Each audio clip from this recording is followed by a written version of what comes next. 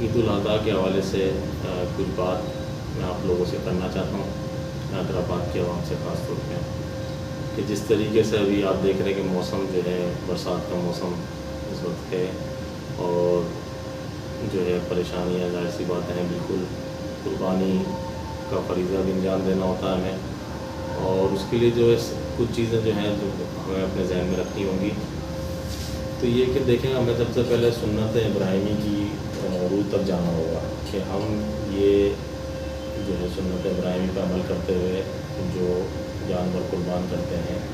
اس کی روح تک ہمیں جانا ہوگا۔ ظاہر سی تو بچوں کو مسلمان کو پتہ ہوتا ہے کہ یہ واقعہ کیا ہوا، جو ہے کس طریقے سے جو ہے حضرت ابراہیم علیہ السلام اللہ تعالیٰ کی خوشنودی کے لیے، اللہ کی رضا کے لیے اپنی قیمتی سے قیمتی چیز قربان کرنے کو تیار ہو گئے،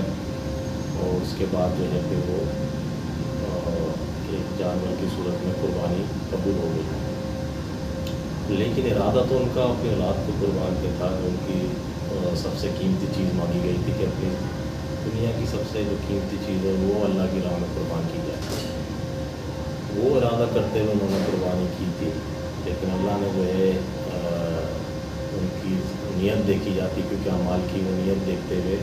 اور ایک جانور جو دیکھ دیا مینڈا، اور وہ قربانی قبول ہو گئی۔ تو اسی کی روح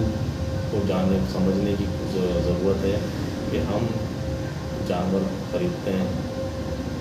اللہ کی رضا کے لیے اس کو قربان کرتے ہیں، لیکن ساتھ ساتھ یہ بھی دیکھیں کہ جانوروں کے بھی حقوق ہیں، ان کے بھی احساسات ہوتے ہیں۔ اسلام اتنا پیارا مذہب ہے کہ وہ جو ہے اپنے جانور کو بھی حقوق کی وہ بات کرتا ہے۔ حضور صلی اللہ علیہ وسلم نے فرمایا کہ ایک جانور کے سامنے دوسرے جانور کو ذبح نہیں کرنا چاہیے۔ عموماً یہ ہوتا ہے ایک گھر میں ایک سے زائد جو قربانیاں ہوتی ہیں تو وہ قصائی جو ہے پہلے ایک جانور کو قربان کرتا ہے، اس کے بعد پھر وہ دوسرے جانور کی طرف آتے ہیں، اور وہ جانور کے سامنے ہی دوسرے جانور کو ذبح کر دیا جاتا ہے۔ تو یہ ایک نامناسب عمل ہے، اس کی ممانعت ہے، اس کا خیال رکھا جائے۔ دوسرا یہ ہے کہ گلی محلوں میں بڑے پیمانے پہ قربانیاں ہوتی ہیں۔ ابھی جیسے کہ آپ دیکھ رہے ہیں گلی گلی محلے میں پانی جمع ہے، برسات کا موسم ہے، اور ہماری انتظامیہ اس طریقے سے کام نہیں کر پاتی جس طریقے سے ان کو کام کرنا چاہیے، تو وہ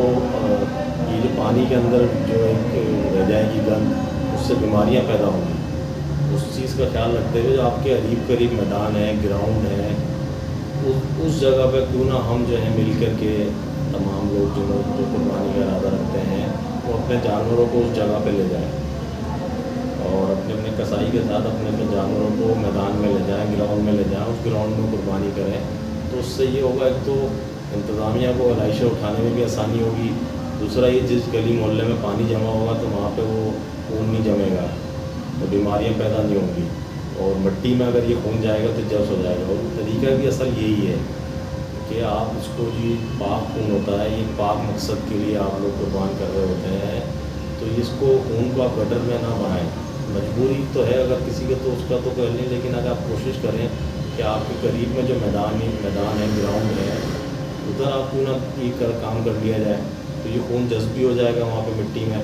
یا گڑھا کر دیا جائے، اور گڑھے میں اگر خون جمع کر کے اس کو دبا دیا جائے۔ تو یہ اس بات کوشش کریں، ایک عملی چیز کی طرف ہم لوگ آئیں، تاکہ اس میں جو ہے صفائی نصف ایمان والی چیز بھی ہمارے ساتھ برقرار رہے۔ سنت ابراہیمی کو نبھاتے ایسا نہ ہو کہ ہم صفائی نفس ایمان والی چیز سے ہم ہٹ جائیں، اور اکثر یہ ہوتا ہے، آپ نے دیکھا بالکل یہ گلی محلوں میں علائشیں پڑی رہتی ہیں کئی دن تک، اور وہ ایک بدنما چیز شو کر رہی ہوتی ہے ہمارے معاشرے کی، اور کہیں جائے سیڑھیاں پڑی ہوتی ہیں، جیسے چنگیز خان یہاں سے کوئی ہو کے گیا، وہ اپنے سروں کے جو ہے آپ دیکھیں ادھر 11 نمبر کی طرف، اس طرف 2-3 سال پہلے اس طریقے سے دیکھا کہ جگہ جگہ روڈوں پہ جو ہے گائے کے، بکروں کے، ان کے سر پڑے ہوئے تھے، کاٹ کے ذبح کر کے لوگوں نے پھینک دیے ہوں گے وہاں پر، اور انتظامیہ نہیں اٹھا پائی۔ تو ہمیں اپنا بھی فرض پورا کرنا ہے، اور میری طرف سے آپ سب کو پیش بھی عید مبارک بھی ہو، جن لوگوں نے حج کیے ان کے حج مبارک ہو ان کو، اور دعا ہے کہ اللہ تعالیٰ ہمیں سنت ابراہیمی کی اصل روح تک پہنچنے کی توفیق عطا فرمائے۔